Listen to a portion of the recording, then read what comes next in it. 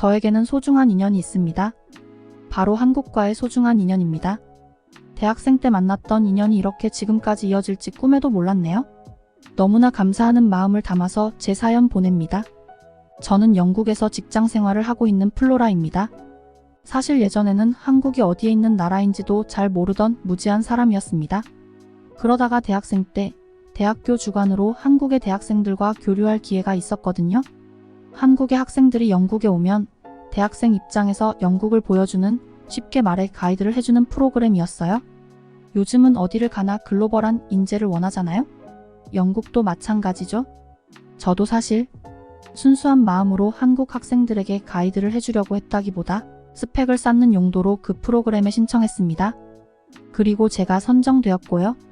스펙을 쌓는 용도로 한국 학생들을 가이드하는 것이 사실이기는 했지만 그래도 최선을 다해서 한국 학생들에게 영국을 보여줄 생각에 설레었던 것도 사실입니다. 저에게 배정된 한국 학생은 4명이었습니다. 저는 영국의 템스강 유람선을 태워주고 런던 아이에도 데리고 가고 궁전에도 데리고 갔고요. 그리고 가장 인기 있었던 해리포터 촬영지에도 데리고 갔어요. 그리고 관광객들이 오는 식당이 아니라 현지 영국인들이 자주 다니는 번화가나 식당 같은 곳을 데리고 다녔습니다. 솔직히 영국 음식은 자신이 없어서 걱정했는데 한국 친구들은 독특한 맛이라며 찡그리지 않고 웃으며 먹었던 기억이 있습니다. 아마 충격적인 맛의 실소였을 수도 있어요. 그렇게 일주일 정도 한국 대학생들과 다니다가 보니 정도 많이 들고 한국이라는 나라에서 온 친구들은 정말 똑똑하고 유쾌한 사람들이라는 것도 알게 되었어요. 처음에 그저 스펙을 쌓겠다는 목표로 이 프로그램에 참여했던 것도 조금 미안한 마음이 들었습니다. 물론 제가 대충 가이드를 해준 것은 아니지만 그래도 처음 마음가짐이 이들에 대한 진심으로 다가갔다면 더 좋았겠다며 스스로 반성하는 계기도 되었고요. 그리고 4명의 한국 학생들 중 유난히 제 눈에 띄는 남학생이 있었어요. 영일이라는 친구는 유쾌하고 웃음도 많은 친구고 배려심이 깊은 사람이었죠. 한국으로 돌아가기 전날 저는 영일의 방에 찾아갔어요. 그리고 저와 영일은 깊은 추억 하나를 더 새겼죠. 영일과 한국의 친구들이 프로그램을 마치고 한국으로 돌아갔어요. 저는 영일이 생각이 계속 났고 조심스럽게 연락을 해봤습니다. 그냥 쿨한 사이로 마무리되는 분위기였지만 계속해서 생각이 나는 마음을 억지로 참을 수는 없었거든요. 영일이도 제 생각이 난다고 했고 저와 영일이는 연애를 하게 되었습니다. 일단 저는 바로 한국으로 갔습니다. 한국에 가서 학기가 다시 시작하기 전까지 약 1달 동안 영일과 지내게 되었습니다. 영일도 그 다음 방학 때 영국으로 와서 저와 지내다가 돌아갔고요. 모든 장거리 연애가 다 그렇듯 저와 영일이는 오래가지 못했습니다. 쉽게 만날 수 없는 물리적인 거리는 모든 것을 극복하기에는 무리가 있죠. 영일이는 의대생이었습니다. 2학년이 되면 이제 본격적으로 공부를 해야 한다며 저와 관계를 정리하자고 하더군요. 저도 마음고생이 심했고 영일이도 그랬겠죠. 그렇게 서로 훌륭한 사람이 되라는 축복과 함께 이별을 맞이했습니다. 그렇게 저는 다시 일상으로 돌아왔어요. 대학에서 열심히 학점을 관리하고 스펙도 쌓고요. 다양한 활동을 했어요. 그렇게 영국에서 괜찮은 회사에 취직하고 10년 넘게 그곳에서 열심히 일하며 평범한 사회 구성원으로 살아가고 있었습니다. 어쩌다가 한 번씩 영일이 생각이 나고는 했지만 그냥 풋풋한 대학생 새내기 시절 좋은 추억 그 이상 그 이하도 아니었습니다. 옛날의 풋풋함을 느끼기에 이제는 제 앞에 닥쳐있는 회사 업무 주변 가족들을 챙기는 일, 제 앞가림 하기에도 바빴거든요. 그러다가 한 번은 중국에 출장을 다녀오라는 지시를 받았습니다. 유럽으로 출장은 자주 있던 일이지만 중국까지 출장을 보낼 줄은 몰랐어요. 하지만 어쩌겠나요? 회사에서 시키면 해야 하는 게 직장인의 숙명이니까요. 그렇게 혼자 중국으로 갔습니다. 말도 잘 안 통하는 그곳에서 고생을 해가며 협력업체 회사에 출근해서 일을 하고 있었습니다. 옛날에 잠시 가봤던 한국과는 너무나 다른 분위기에 쉽게 적응이 안 되더군요. 음식도 한국과는 전혀 달랐고 유난히 한국 생각이 많이 났습니다. 내가 어릴 때라 한국이 그냥 좋아 보였던 걸까? 아니면 지금 내가 힘들어서 중국이 나빠 보이는 걸까? 여러 가지 생각이 들면서 옛날에 스쳐갔던 영일이라는 친구가 생각이 나더군요. 저는 아이폰 클라우드 연락처를 뒤져보기 시작했습니다. 아이폰 클라우드에 옛날 핸드폰에 저장되어 있던 영일이의 전화번호가 보였어요. 중국에서 앞으로 1달 넘게 있어야 되기 때문에 영일이에게 연락해서 혹시라도 연락이 되면 주말에 한국이라도 다녀올까? 라는 생각을 했죠. 그러다가 이게 다 주책 아니겠냐는 생각으로 전화하려던 손을 멈췄죠. 사실 전화를 건다고 해서 받는다는 보장도 없고 10년이 넘었는데 번호로 바뀌었을지도 모르잖아요. 내가 지금 많이 힘든가 보다 힘내서 잘 버텨봐야지. 고작 한 달이잖아. 그냥 이렇게 혼잣말을 하며 마음을 다잡았습니다. 그렇게 다음날 아침 평소처럼 중국의 협력 업체를 향해 출근을 하고 있었죠. 이중국이라는 곳은 참 질서가 없는 곳이었습니다. 신호등은 장식에 불과하고 사람들이 눈치껏 차를 피해서 길을 건넙니다. 역시나 오늘도 저는 신호등 따위는 장식인 이곳에서 목숨을 걸고 길을 건너야 했습니다. 다른 중국 사람들처럼요. 다른 사람들 무리에 섞여서 길을 건너고 있었습니다. 그러다가 클락션 소리가 울리더니 웹트럭 한 대가 제가 건너고 있는 사람들 무리로 돌진해 오고 있었습니다. 저를 포함한 10명이 넘는 사람들이 그 차에 치였던 것 같아요. 저는 정신을 잃지는 않았지만 제 앞에는 이미 눈을 감고 숨도 안 쉬고 있는 사람도 있어 보였어요. 다리에서 생전 처음 겪어보는 통증이 올라왔고 잠깐 봤는데 차마 다시 못 쳐다볼 정도로 다리가 망가져 있었습니다.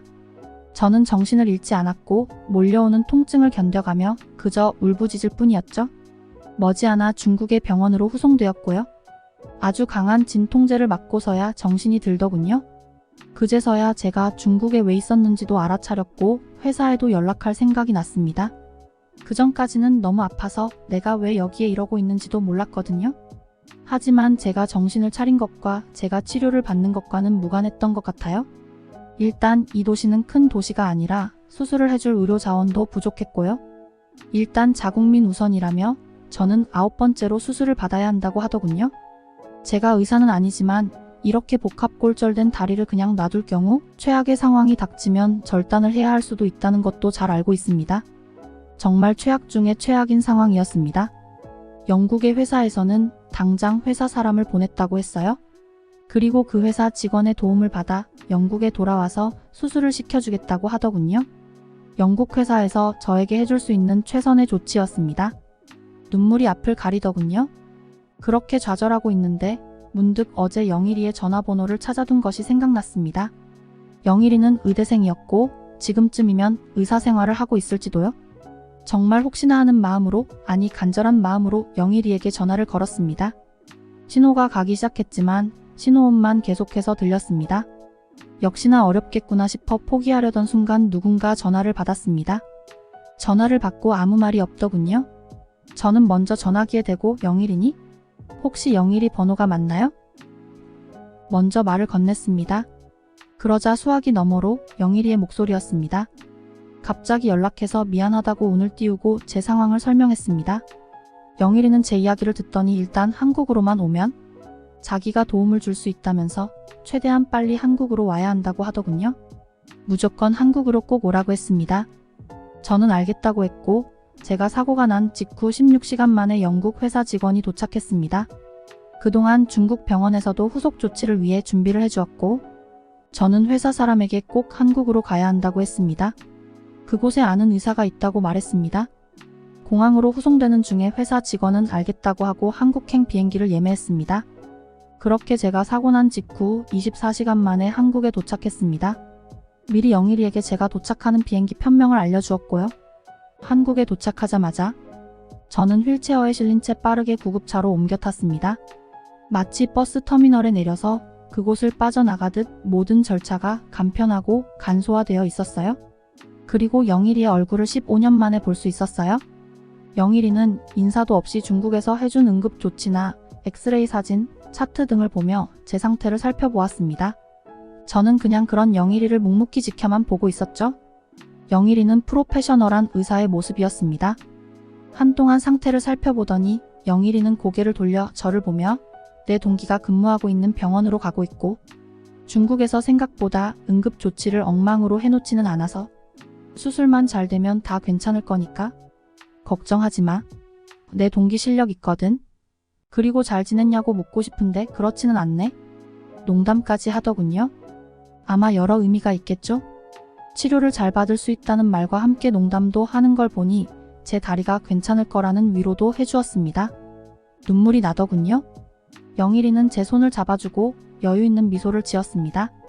영일이의 표정 덕분에 안심할 수 있었고 병원에 도착 후 수술을 받았습니다. 수술을 잘 되었습니다. 영국으로 가지 않고 한국으로 왔기 때문에 골든타임을 겨우 지킬 수 있었다며 다행이라는 의사 선생님의 말씀도 들었습니다. 입원 중에 영일이가 병문안을 왔고 그간 못다한 이야기들을 나누었습니다.